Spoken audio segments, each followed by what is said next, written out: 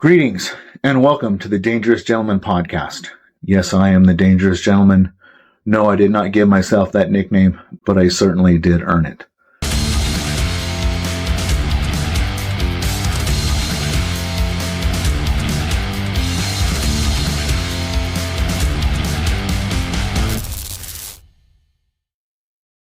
Before we jump into the topic of today's episode, I just want to address the elephant in the room, which is that I'm not in the same room that I'm normally recording in. I'm up at my mom's, visiting family for Thanksgiving. And that's kind of what I want to talk about today is just this idea of home and visiting home and reflections about where we're from and what we can gain from those experiences. I did an earlier episode when this was just on audio about all the places that I'm from, because I get asked that question a lot. And I'm not from Northeast Washington. I'm not from Yakima. I'm not from Oregon. I'm not from Arizona, but I've lived all of those places. So it's really difficult for me to really answer where I'm from when you're talking about it in a larger global scale. Where are you from? And I am from all of those places, and all of those places have shaped me and made me into who I am today. They've all made big contributions. And if you're interested, you can go back and listen to that episode where I talk about the shaping of all those places in my childhood. But for me, there's always kind of a bittersweetness in returning, especially to this place, because there were so many formative experiences here. If you listen to that episode, where I am right now is Marble, and I make reference to that in that other episode. In a lot of ways, Marble has probably been the biggest piece in shaping who I am. I moved here. Well, my family moved here when me and my brother were 15 years old. We had just finished our freshman year of high school. All of our friends were in Arizona. It was where we had the only place that I could remember was Arizona. And freshman year of high school, football team, track team, drama, honor roll, youth group, anything and everything that we could have experienced. Like, we were about to get our driver's license. Everything we knew was there. My grandparents were there. And it was our entire world. And here we were now moving from this big major metropolitan area where everything what we knew was. And now we're moving to this little podunk town where we literally know nobody. And we're out in the country and we're having to do things like cut firewood and burn wood to stay warm at night. We have to worry about things like snow and ice on the roads and all of this crazy stuff. We're meeting all kinds of new people. So Marble is a really big piece of who I am. And I've actually decided that I'm going to start to do a series of podcasts that's going to be mixed in with some of the other ones I do. I'm going to call it the Marble Chronicles. I know, very creative title. But it's going to be about my experiences at Marble, because there's an almost unfathomable depth of material that I can get from my experiences here, of lessons I've learned, crazy stories, fun stories, wild stuff that, people just probably wouldn't expect or even realize is out there. Friends, interesting characters, all that stuff. And so This is kind of maybe the first of those episodes, maybe the first of the Marble Chronicles. I'm going to have some guests. I'm going to get people on, and we're going to swap some stories around, and we're going to have some fun with it, because you'll laugh, you'll cry, maybe you'll scream, but it'll be fun. But that's not really what we're going to talk about today. This place is very bittersweet to me. My kids live here. My sister and her husband live just up the road, and that's where my kids live. So when I go to visit my kids, this is where I come. This is where my mom lives. My older brother lives here.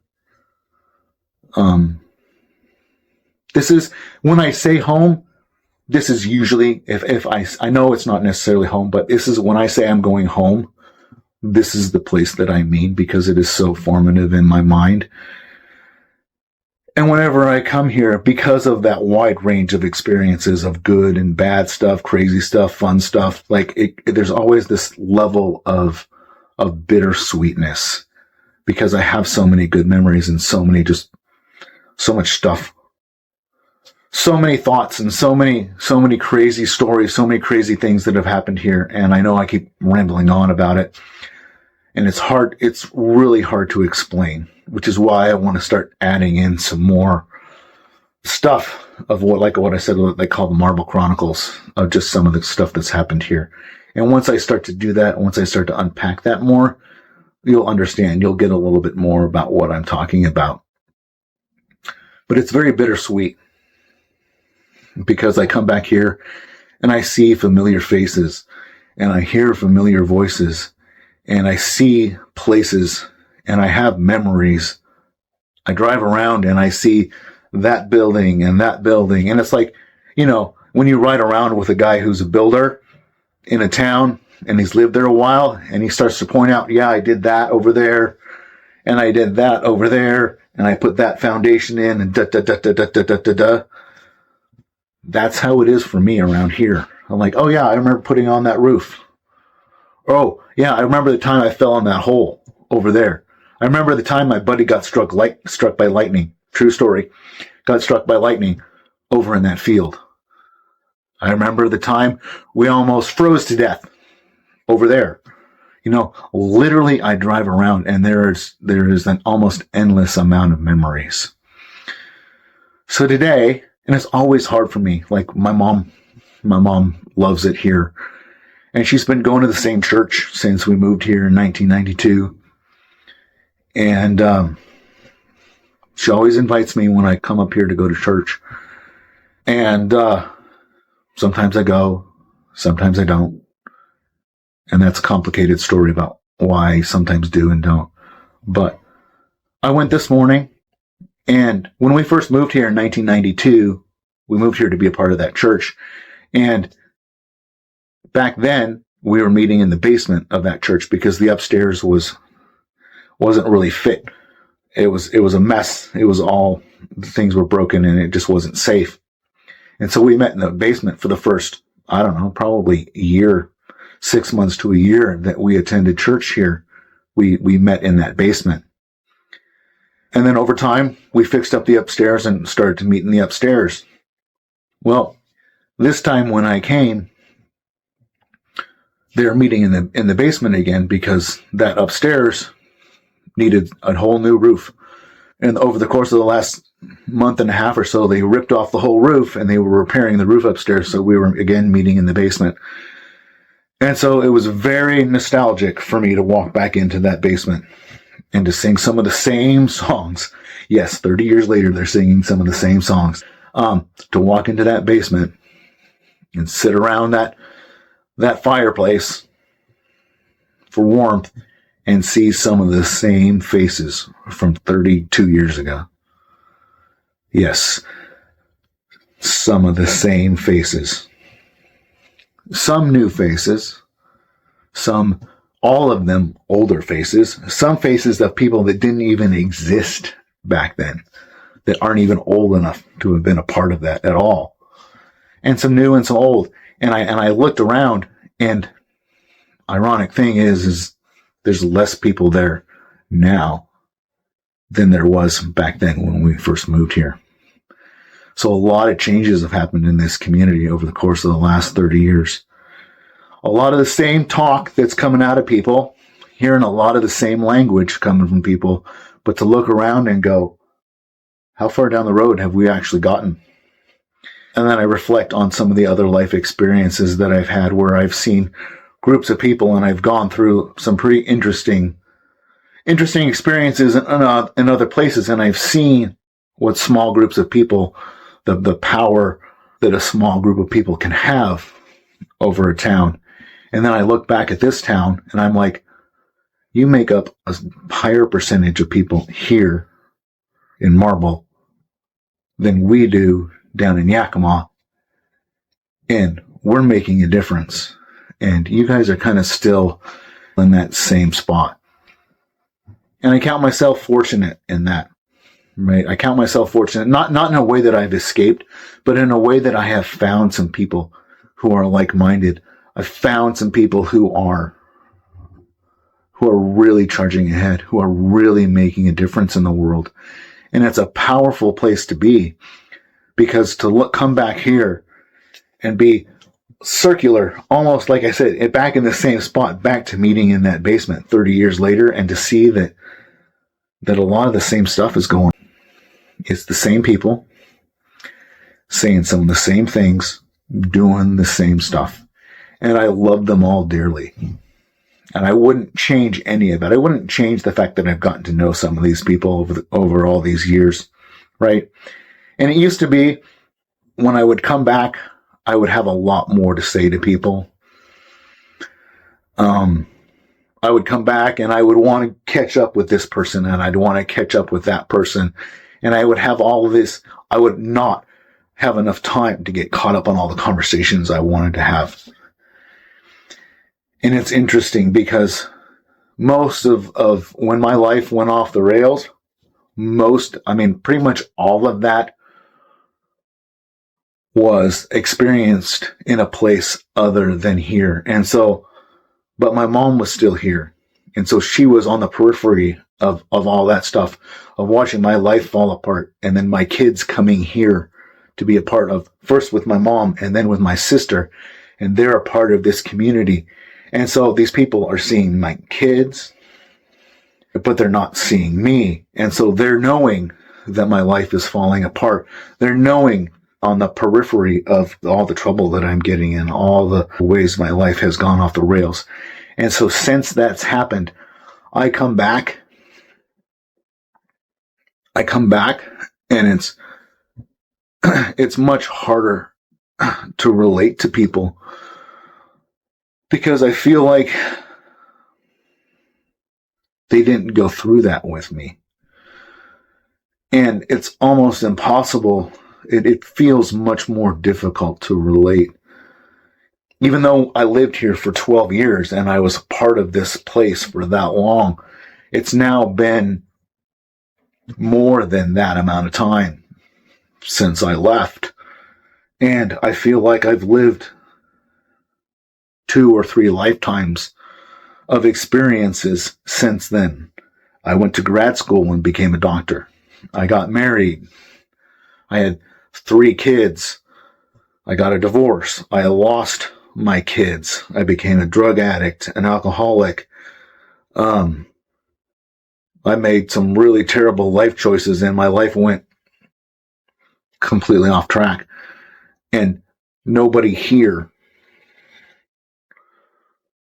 was really a part of that, other than witnessing it on the periphery as my kids lived here and grew up here. And my kids have now lived here for 10 years. So I come home, but yes, it's home because my mom is here and my sister is here and my family is here, but it's no longer home on the same level as it was, because I feel like I am a completely different person than I was then. Yes, I'm the same guy, right? But I feel like I can't enter into those same conversations. I can't just jump in, because I feel like, and maybe it's me. Part of it is probably me, and I take responsibility for that. But I walk into the room and I'm like, I feel like I can't relate, because I feel like it would require a 2-hour conversation with whoever that is who knew me 20 years ago, 15 years ago, who knew me then, but they don't even know me now. They knew that 10, 15, 20-year older version of me.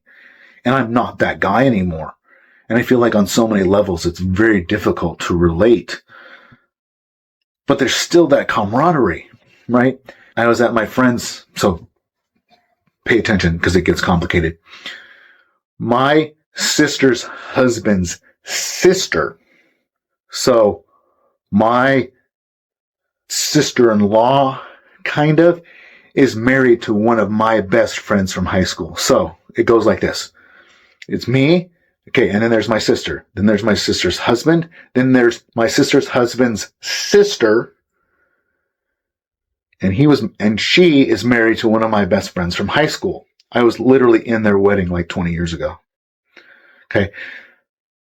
I know it's complicated. A small town, family and friends are the same.